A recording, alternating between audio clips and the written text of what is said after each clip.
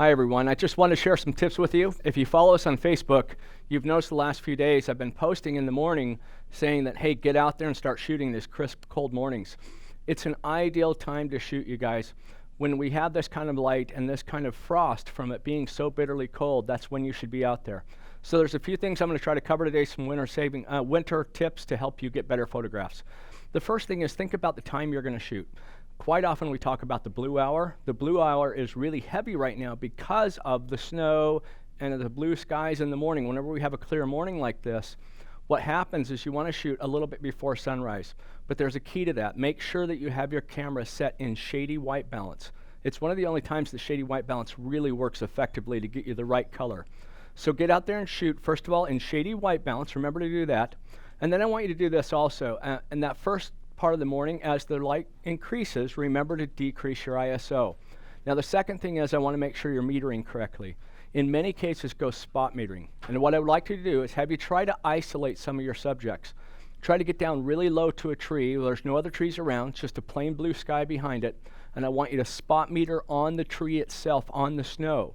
And now what I want you to do is I want you to try to do this. To make sure your snow turns white and stays exposed correctly, you need to overexpose about 1/3 of a stop. There's two ways to do that. In aperture priority mode, the first thing you want to do is use your EV button, your exposure evaluation button, the little plus and minus button. Take that, push that down, turn your dial until it says plus 0.3. That's 1/3 of a stop over. In most cases, that'll fix your snow. If not, even go 2/3 over, which is 0.7 plus. Now, another way to do that is if you're in manual mode, you can do the exact same thing just by decreasing your shutter speed slightly and watch your light meter and watch it go 1/3 and 2/3 overexposed, excuse me. Again, remember you're trying to overexpose the snow slightly to brighten it up and bring the detail back out in that snow. The other thing that we've already talked about white balance. Remember, as it gets sunny, go ahead and switch to sunny white balance. But in that blue hour, early morning, late evening, make sure you're in shady white balance, give you a nice accurate color on your snow, the trees, everything else around it.